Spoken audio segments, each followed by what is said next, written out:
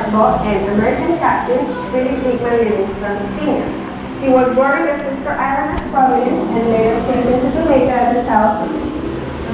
He returned to the archipelago in 1834 with the explicit command from his mother to free all his family slaves. After emancipating all the enslaved to his family, he began a campaign to liberate all the enslaved of the archipelago to the disapproval of his white peers. To become free and maintain their freedom, former slaves need to be able to sustain themselves. In order to do this, Philip began holding evening meetings under this salmon tree, which still stands to the south of Recurring Sanctuary. During these meetings, Philip would teach African children and later many of the adults to read, to write, and basic arithmetic, using as their textbook the Holy Bible. In 1844, Philip simultaneously founded the Academy, later known as First Baptist School, and the First Protestant Church of San Andres Island. This is why the logo of the church is a tamarind tree with deep roots. It symbolizes our pride in our humble but profound beginnings, and reminds us that the entire Raizal People Society began with the farmer slave masters, and newly freed men and women uniting under the shade of this iconic tree.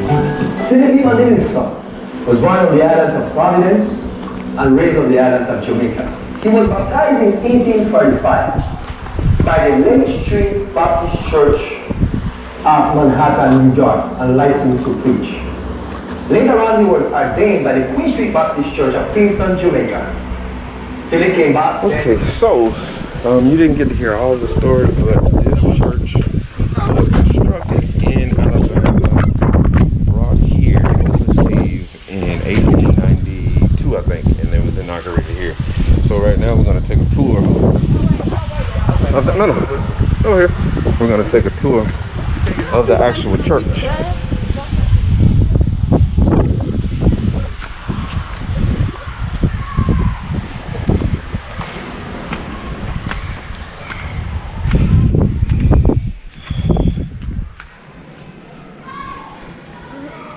So this is the entrance.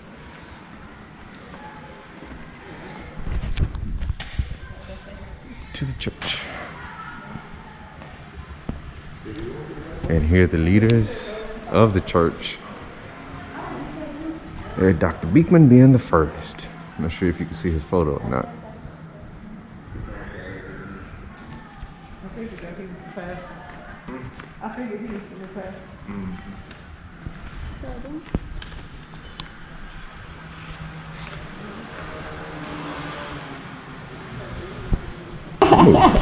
So here, these steps, you go up to the chapel up at the top, and it is possible to go up to the steeple at the very top to get a view of the island. Hello, good morning. Hello.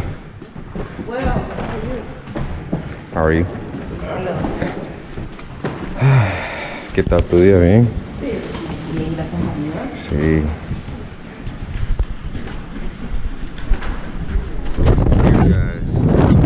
I mean, you got the 360 view of the entire island.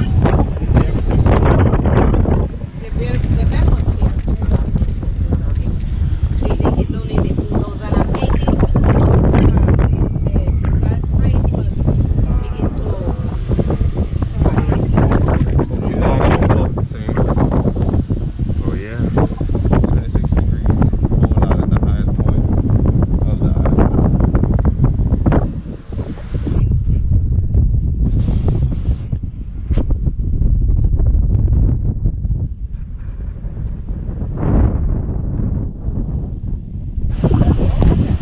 Let's see if you guys can see the cruise ship coming in on the far end, but now they have cruise ships that comes in every Friday.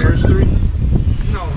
And so, and the two first missionaries that came from the United States, and also behind the food, we have the first street.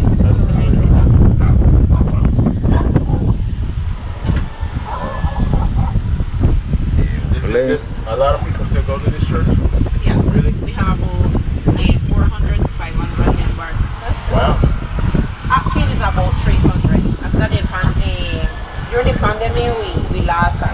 have a lot of shootings also. Yeah. Mm. Do y'all stream y'all services or just you do? Perfect. How long have you been working up here? Well, I just came back and I was out. Ah, okay. I have approximately a year since I came back. Ah, okay. Whew. Going up and down those steps every day, every day. Yeah, no.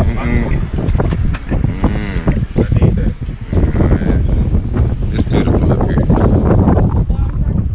Yeah, I think so. Here comes the fun part going down. Okay, so we have seen the steeple at the oldest church in San Andres.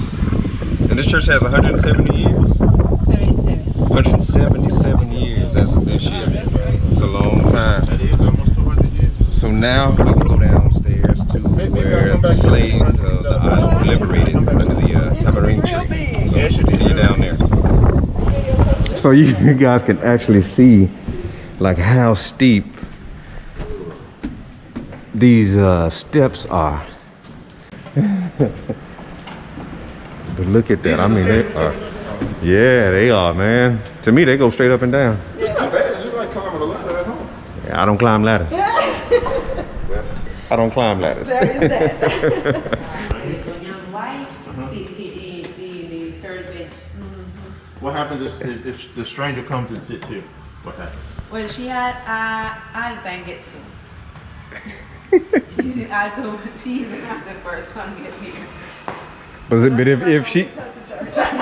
But if she's not, you can't sit in this seat. No. He was asking her, do people here, do they have assigned seats? Like, you know, back at home, not assigned seats, but assigned seats. You know where Sister Johnson sits. And if you come and sit in Sister Johnson's seat, you will get let, you know, they will let you know this is Sister Johnson's seat. So she was saying that it's the same here. She knows, you know, pretty much where everybody sits, everybody has a designated space, and if you sit in that seat, you are in violation. You might get a DP or a pumpkin head. A pumpkin head.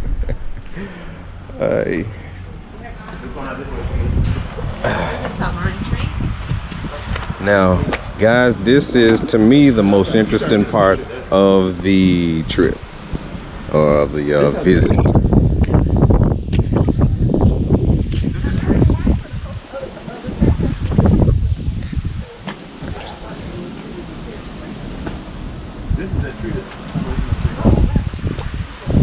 So you can see it's still producing tamarind. Yeah, they're here to The roots of this tree. This root, this tree, it has a lot of symbolism. The first, or the place where the slaves were liberated. And for this tree to still be living, just like the descendants of the slaves, it's incredible. It's incredible once you think about the duration of this tree, what this tree has had to suffer through, what it's gone through, and it's still here. And the resilience of the people who live here, the descendants of slaves that still live here. So it's creating a moment. And how old is this tree again? It has approximately 400 years.